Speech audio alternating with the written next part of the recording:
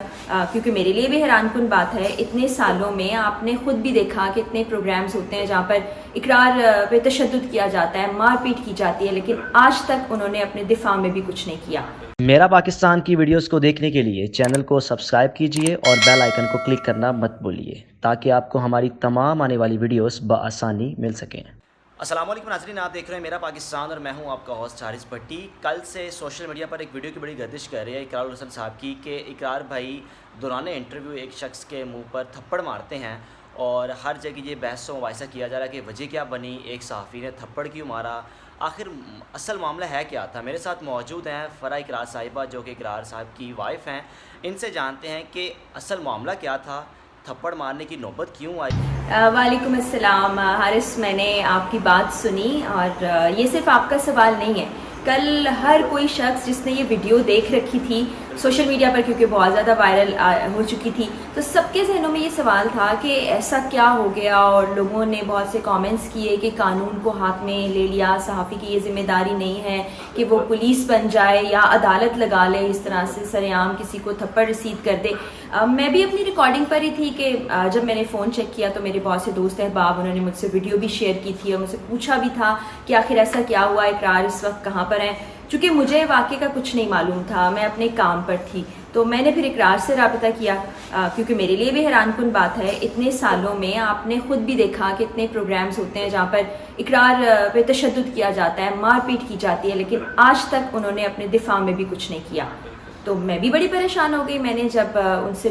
اور میرا ذہن یہ ماننے کو تیار ہی نہیں تھا کہ ایسے ہی اشتعال میں آ کے کسی شخص کو کچھ کہہ دیا یا بغیر وجہ کے کچھ کہہ دیا۔ بہرحال پھر میرا رابطہ ہوا اقرار سے، میں نے ان سے پوچھا تو انہوں نے بتایا کہ یہ 1 دن پہلے کی ویڈیو ہے، اور انہوں نے مجھ سے کچھ ویڈیوز شیئر کیں، جس میں ایک تو ایسی تھی جو انہوں نے اپنے یوٹیوب کی ویڈیو میں، ٹویٹر کی ویڈیو میں شیئر بھی کی ہے، لیکن بہت سی چیزیں ایسی تھیں جو ہم دکھا بھی نہیں سکتے اس بچی سے متعلق جس کے ساتھ یہ سب کچھ ہو رہا تھا۔ اور آپ اندازہ کریں کہ 12 سال کی عمر کی وہ بچی تھی، اور اس پر جب اس شخص نے اس بچی پر یہ الزام عائد کرنے کی کوشش کی جو گاڑی میں USB ڈھونڈ رہی تھی کہ یہ میری گاڑی سے پیسے چوری کر لے گی، میری گاڑی میں 1.5 لاکھ روپے ہیں، تو اس پر اشتعال میں آ کے، اور ظاہر ہے جذبات پر قابو نہیں رکھ پائے اور اقرار کا ہاتھ اٹھ گیا۔ مگر حارث اس کے بعد آپ سب نے دیکھا ویڈیو میں اقرار نے کہا کہ میں اس بات پہ نادم ہوں، میں نہیں چاہتا کہ ایسا ہو، اور یہ قانون کے مطابق نہیں، وہ شخص چاہتا ہے تو جیسی اور جو چاہے میرے خلاف قانونی کارروائی کر سکتا ہے، حالانکہ وہ خود ایک بڑے جرم کا مرتکب ہے، لیکن پھر بھی یہ ایک بڑا پن ہے کہ اس طرح سے اپنے کسی بھی ایکٹ کے اوپر یا رد عمل کے اوپر انسان کہے کہ میں نے ٹھیک نہیں کیا تھا۔ فرح پہ ایک سمپل سی بات ہے کہ اگر پاکستان میں کوئی ایسا معاملہ ہوتا ہے تو یہاں کسی کی زیادتی ہوتی ہے، کسی بھی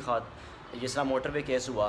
تو ہر شخص کے جذبات یہ تھے کہ یار وہ شخص ہمارے سامنے آ جائے تو ہم اس کو مار دیں، ایسے کر دیں، وہ کر دیں۔ تو جب ایک جذبات میں آ کے اقرار بھائی نے اگر کوئی تھپڑ مار دیا تو میں سمجھتا ہوں کہ وہ شاید تھپڑ بھی کم تھا، اس شخص کی حرکات کی وجہ سے وہ تھپڑ بھی کم تھا کہ حارث بچے، یہ آپ کے علاوہ اور بھی بہت سے لوگوں نے ایسے کامنٹس بھی کیے، ایسی رائے بھی دی۔ اب ایسا ہی ہے، اب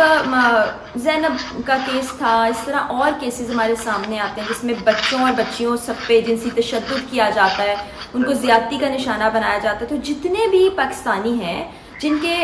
بچے ہیں یا بچے نہ بھی ہوں، چھوٹے معصوم بچے، ٹین ایجرز، نوجوان، وہ خود بھی پریشانی کا شکار ہو جاتے ہیں، غصے میں آ جاتے ہیں، اشتعال میں آ جاتے ہیں کہ آخر یہ ہو کیا رہا ہے۔ اور واقع میں اس وقت میں اپنے جذبات بھی آپ کو بتاؤں کہ میں سب سے زیادہ اس پر ووکل ہوں، یہ جو بچوں کے ساتھ زیادتی کے واقعات ہیں، اور میرا ذہن بھی اس چیز کو مانتا ہے کہ ایسے لوگوں کو سر عام سزائیں دینی چاہیے، لیکن وہ سزائیں قانون دے، کیونکہ اگر